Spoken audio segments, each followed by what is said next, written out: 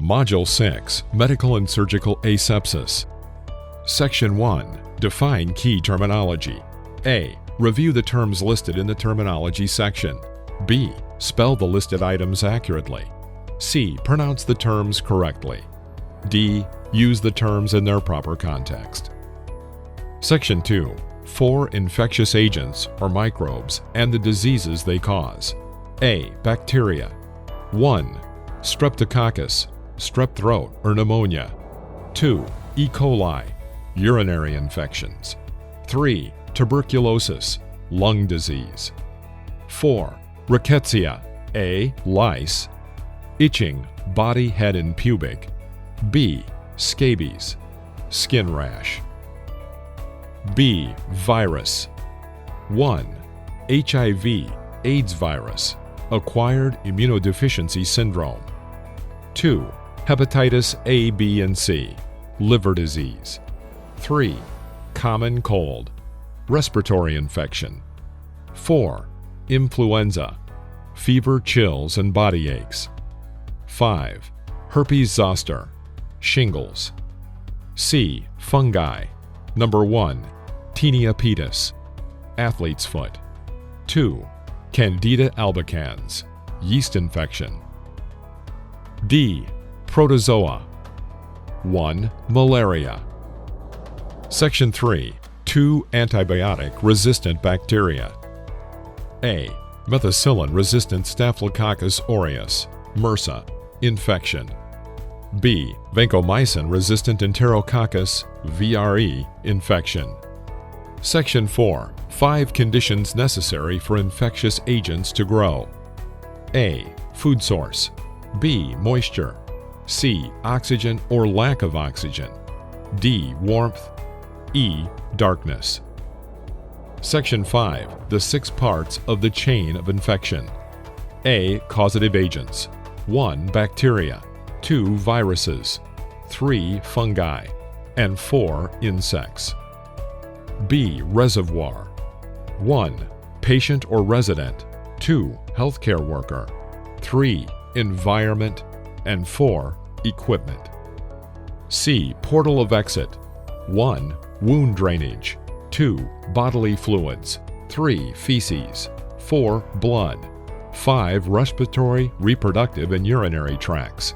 And 6. Saliva. D. Method of transmission.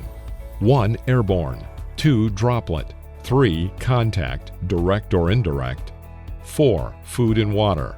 And 5. Animals and insects. E. Portal of entry. 1. Non-intact skin, cut on hand. 2. Mucous membrane, mouth. 3. Respiratory tract.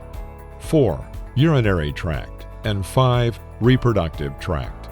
F. Susceptible host. 1. Patient or resident. 2. Healthcare worker. And 3. Families. Section 6.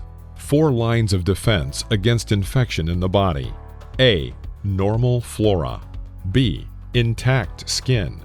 C. Mucous membranes. And D. Immune system. Section 7. The signs and symptoms of infection. A. Appetite loss. B. Pain. C. Diarrhea. D. Drainage. E. Disorientation. F. Fatigue. G. Fever. H. Nausea. I. Rash. J. Redness. K. Swelling. L. Tenderness. And M. Vomiting. Section 8. Differences between medical and surgical asepsis. A. Medical asepsis. Clean techniques. Number 1. Hand washing. Number 2. Disinfection. The process of destroying pathogens utilizing water and/or disinfectant. B. Surgical asepsis. Sterile technique. 1. Use of equipment which has been sterilized. Number 2. Use of barriers to prevent transmission of infectious agents. Section 9. The roles of Center for Disease Control, CDC, and Occupational Safety and Health Administration, OSHA, in the prevention of infections. A. The CDC, located in Atlanta, Georgia. under the Department of Health and Human Services, a federal agency. Makes non-regulatory recommendations for disease control. Introduced categories of precautions, including standard precautions and transmission-based precautions. B. OSHA, a state regulatory agency which publishes and endorses rules to keep workers safe, includes an infection control plan, requires written documentation and follow-up on exposure incidents. Section 10. Standard precautions and procedures. A. Standard precautions. 1. Precautions used for the care of all patients or residents, regardless of their diagnosis or presumed infectious status. Number 2. Designed to reduce the risk of transmission of microorganisms from moist body fluids, including A. Blood, B. All body fluids, secretions and excretions except sweat, C. Non-intact skin, and D. Mucous membranes. B. Contamination. Process by which an object or person or area becomes unclean. Microorganisms are present. C. Method to prevent contamination. 1. Hand washing, done at the beginning of shift, between patients and residents, after using the bathroom, before handling food, after removing gloves, after covering nose and mouth when coughing or sneezing, when providing toothbrushes, drinking glasses, towels, and washcloths, and prior to handling raw fruit and vegetables before serving. Number 2. Alcohol foams, gels, or disposable antiseptic towelettes may be substituted for soap and water and used during procedures which involve multiple patient or resident contact over a period of time. The use of these products is not recommended if the hands are accidentally soiled with blood or other body fluids. Number 3. Sharps disposal, needles and razors. Needles are never bent, broken, or recapped by hand. Dispose in the appropriate sharps containers, biohazardous containers. D. Environmental controls. Use Environmental Protection Agency EPA registered disinfectant on solid surfaces, including floors, furniture, bathrooms, and utility rooms. Reusable equipment must be cleaned or disinfected before reuse. Mouthpieces for resuscitation should be available. Waste and soiled linen should be placed in plastic bags and disposed of according to agency policy. Use separate containers for regular wastes and biohazardous wastes. Blood or body fluids that contain blood. Wipe up body fluid spills immediately. Disinfect area according to agency's policies. Do not eat, drink, apply cosmetics, or handle contact lenses in contaminated areas. Labeling. Biohazard symbol for sharps and liquid blood. Laboratory specimens and specimen containers are potentially infectious. And see agency policies for labeling and transporting. Section 11. Personal protective equipment, PPE, and proper use. Gloves. Required when in contact with blood, body fluids, dressings, tissues, or other surfaces contaminated with blood or body fluids. In contact with non-intact skin or mucous membranes. Remove gloves when contact is completed and wash hands. If gloves become punctured or torn, they should be removed. Change gloves between patients or residents. Do not reuse gloves. B. Gowns or aprons. Required when the possibility of soiling with blood or body fluids might occur. Remove when procedure is complete and prior to leaving the room. Gloves are not to be washed. C. Facial protection. Masks, goggles, or face shields. Required when splashing may occur to protect the worker's eyes, nose, and mouth. Section 12. Transmission-based precautions. Transmission-based precautions are used for patients or residents known or suspected to be infected with pathogens which can be transmitted through air, droplet, contact, or contaminated surfaces. Guidelines by CDC indicate specific precautions and barriers to be used. Transmission-based precautions are used in addition to standard precautions. Number 1. Airborne precautions.